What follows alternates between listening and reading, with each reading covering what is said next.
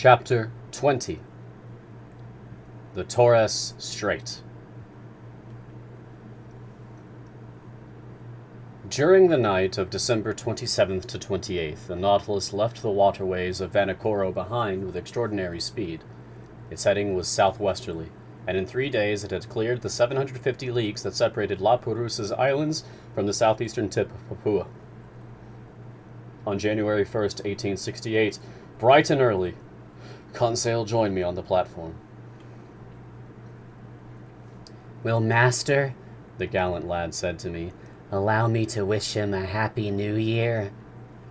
Good heavens, Conseil, it's just like old times in my office at the Botanical Gardens in Paris. I accept your kind wishes, and I thank you for them. Only I'd like to know what you mean by a happy year under the circumstances in which we're placed. Is it a year that will bring our imprisonment to an end, or a year that will see the strange voyage continue? "Ye gods," Conseil replied. "I hardly know what to tell Master. We're certainly seeing some unusual things, and for 2 months we've had no time for boredom. The latest wonder is always the most astonishing, and if this progression keeps up, I can't imagine what its climax will be. In my opinion, we'll never again have such an opportunity." Never, Conseil. Besides, Mr. Nemo really lives up to his Latin name, since he couldn't be less in the way if he didn't exist. True enough, Conseil. Therefore, with all due respect to Master, I think a happy year would be a year that lets us see everything. Everything, Conseil? No year could be that long. But what does Ned Land think about all this? Ned Land's thoughts are exactly the opposite of mine, Conseil replied. He has a practical mind and a demanding stomach. He's tired of staring at fish and eating them day in and day out. This shortage of wine, bread, and meat isn't suitable for an upstanding Anglo-Saxon, a man accustomed to beefsteak and unfazed by regular doses of brandy or gin. For my part, Conseil, that doesn't bother me in the least, and I've adjusted very nicely to the diet on board. So have I, Conseil replied. Accordingly, I think as much about staying as Mr. Land about making his escape. Thus, if this new year isn't a happy one for me, it will be for him, and vice versa. No matter what happens, one of us will be pleased. So in conclusion, I wish Master to have whatever his heart desires. Thank you, Conseil. Only I must ask you to postpone the question of New Year's gifts and temporarily accept a hearty handshake in their place. That's all I have on me. Master has never been more generous, Conseil replied. And with that, the gallant lad went away. By January 2nd, we had fared 11,340 miles, hence 5,250 leagues, from our starting point in the seas of Japan. Before the Nautilus's spur, there stretched the dangerous waterways of the Coral Sea off the northeast coast of Australia. Our boat cruised along a few miles away from that daunting shoal where Captain Cook's ships well-nigh miscarried on June 10th, 1770. The craft that Cook was aboard charged into some coral rock, and if his vessel didn't go down, it was thanks to the circumstance that a piece of coral broke off in the collision and plugged the very hole it had made in the hull. I would have been deeply interested in visiting this long 360-league reef against which the ever-surging sea broke with the fearsome intensity of thunderclaps. But just then the Nautilus's slanting fins took us to great depths, and I could see nothing of those high coral walls. I had to rest content with the various specimens of fish brought up by our nets. Among others, I noted some long-finned albacore, a species in the genus Scomber as big as tuna, bluish on the flanks and streaked with crosswise stripes that disappear when the animal dies. These fish followed us in schools, and supplied our table with very dainty flesh. We also caught a large number of yellow-green gilthead, half a decimeter long and tasting like Dorado, plus some flying gurnards, authentic underwater swallows that, on dark nights, alternately streak air and water with their phosphorescent glimmers. Among mollusks and zoophytes, I found in our trawl's meshes various species of alcyonarian coral, sea urchins, hammer shells, spurred star shells, wentle-trap snails, horn shells, glass snails. The local flora was represented by fine floating algae, sea tangle, and kelp from the genus Macrocystis. Saturated with the mucilage their pores perspire, from which I selected a wonderful Nemastoma Geleniaroidea. Geleniaroidea. Geleniaroidea. Classifying it with the natural curiosities in the museum. On January 4th, 2 days after crossing the Coral Sea, we raised the coast of Papua. On this occasion, Captain Nemo told me that he intended to reach the Indian Ocean via the Torres Strait. This was the extent of his remarks. Ned saw with pleasure that this course would bring us once again closer to European seas. The Torres Strait is regarded as no less dangerous for its bristling reefs than for the savage inhabitants of its coasts. It separates Queensland from the huge island of Papua, also called New Guinea. Papua is 400 leagues long by 130 leagues wide, with a surface area of 40,000 geographic leagues. It's located between latitude 0 degrees 19 and 10 degrees 2 south, and between longitude 128 degrees 23 and 146 degrees 15. At noon, while the chief officer was taking the sun's altitude, I spotted the summits of the Arfak Mountains, rising in terraces and ending in sharp peaks.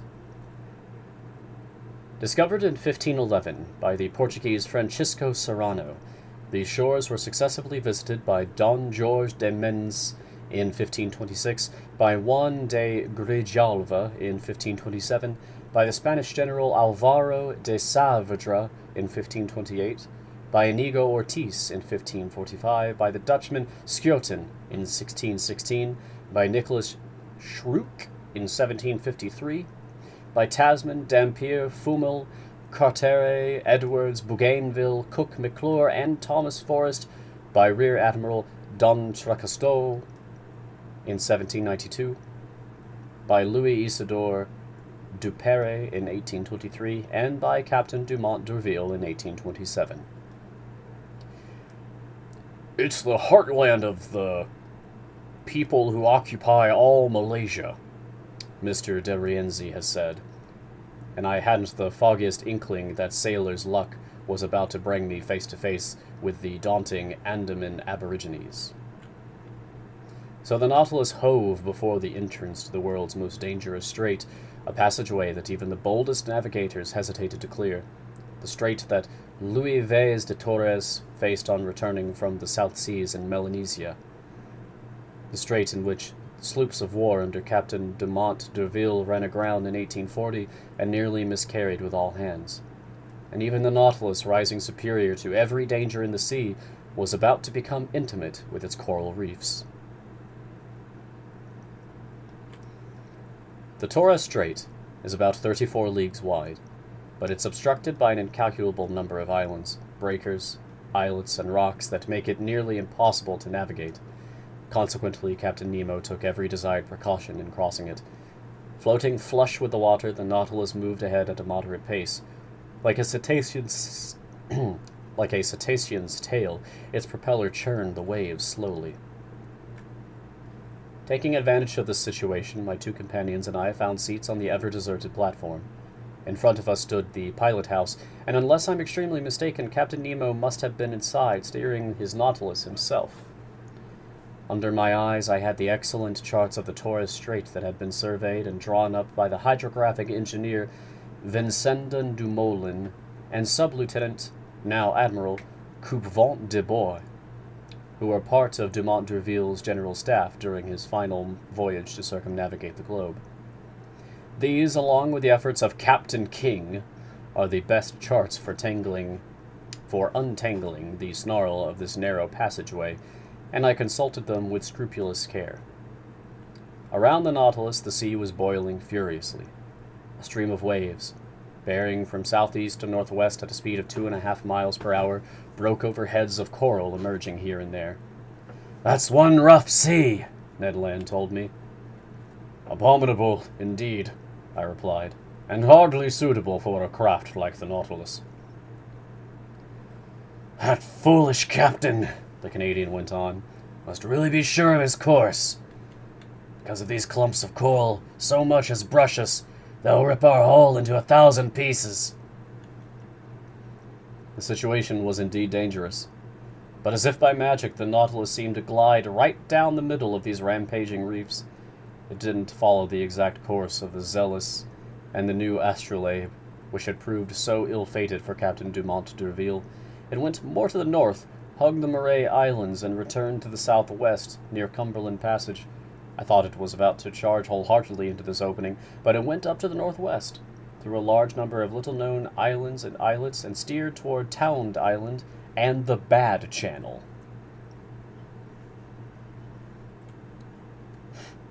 I was already wondering if Captain Nemo, rash to the point of sheer insanity, wanted his ship to tackle the Narrows where Dumont d'Urville's 2 sloops of war had gone aground, when he changed direction a second time and cut straight to the west, heading toward Gueboria Island.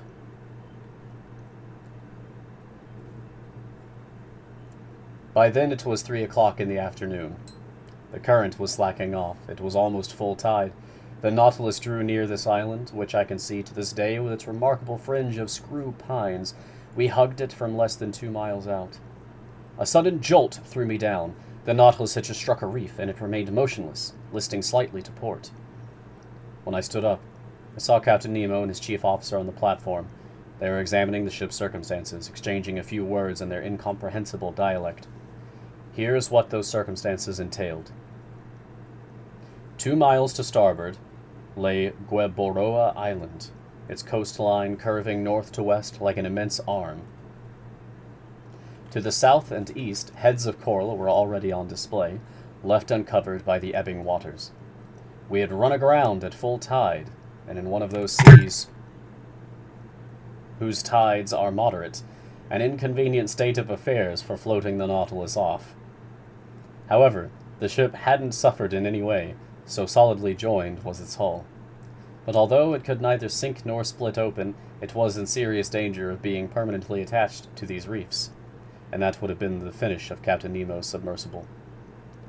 I was mulling this over when the captain approached, cool and calm, forever in control of himself, looking neither alarmed nor annoyed. "An accident?" I said to him. "No, an incident," he answered me. "But an incident," I replied, "that may oblige you to become a resident again of those shores you avoid." Captain Nemo gave me an odd look and gestured no, which told me pretty clearly that nothing would ever force him to set foot on a landmass again. Then he said, "No, Professor Aronnax, the Nautilus isn't consigned to perdition. It will still carry you through the midst of the ocean's wonders. Our voyage is just beginning, and I've no desire to deprive myself so soon of the pleasure of your company." "Even so, Captain Nemo," I went on, ignoring his ironic turn of phrase, "the Nautilus has run aground at a moment when the sea is full. Now then, the tides aren't strong in the Pacific, and if you can't unballast the Nautilus, which seems impossible to me, I don't see how it will float off." "You're right, Professor, the Pacific tides aren't strong," Captain Nemo replied. "But in the Torres Strait, one still finds 1.5 meters difference in level between high and low seas. Today's January 4th, and in 5 days the moon will be full. Now then, I'll be quite astonished if that good-natured satellite doesn't sufficiently raise these masses of water and do me a favor for which I'll be forever grateful." This said, Captain Nemo went below again to the Nautilus's interior, followed by his chief officer. As for our craft, it no longer stirred, staying as motionless as if these coral polyps had already walled it in with their indestructible cement. "Well, sir," Ned Land said to me, coming up after the captain's departure. "Well, Ned, my friend, we'll serenely wait for the tide on the 9th, because it seems the moon will have the good nature to float us away." "As simple as that?" As simple as that. So our captain isn't going to drop his anchors, put his engines on the chains, and do anything to haul us off? Since the tide will be sufficient, Conseil said, simply. The Canadian stared at Conseil, and then shrugged his shoulders. The seaman in him was talking now. Sir, he answered, you can trust me when I say this hunk of iron will never navigate again, on the seas or under them. It's only fit to be sold for its weight. So I think it's time we gave Captain Nemo the slip. Ned, my friend, I replied. Unlike you, I haven't given up on our valiant Nautilus, and in 4 days we'll know where we stand on these Pacific tides. Besides, an escape attempt might be timely if we were in sight of the coast of England or Provence, but in the waterways of Papua it's another story. We'll always have that as a last resort, if the Nautilus doesn't right itself, which I'd regard as a real calamity. But couldn't we at least get the lay of the land? Ned went on. Here's an island. On this island there are trees. Under those trees, land animals, loaded with cutlets and roast beef, which I'd be happy to sink my teeth into. In this instance, our friend Ned is right, Conseil said, and I side with his views. Couldn't Master persuade his friend Captain Nemo to send the 3 of us ashore, if only so our feet don't lose the knack of treading on the solid parts of our planet? I can ask him, I replied, but he will refuse. Let Master take the risk, Conseil said, and we'll know where we stand on the captain's affability. Much to my surprise, Captain Nemo gave me the permission I asked for. And he did so with grace and alacrity, not even exacting my promise to return on board. But fleeing across the New Guinea territories would be extremely dangerous, and I wouldn't have advised Ned Land to try it. Better to be prisoners aboard the Nautilus than to fall into the hands of Papuan natives. The skiff was put at our disposal for the next morning. I hardly needed to ask whether Captain Nemo would be coming along. I likewise assumed that no crewman would be assigned to us, that Ned Land would be in sole charge of piloting the longboat.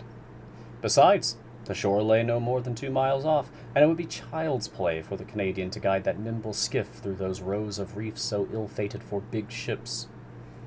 The next day, January 5th, after its deck paneling was opened, the skiff was wrenched from its socket and launched to sea from the top of the platform.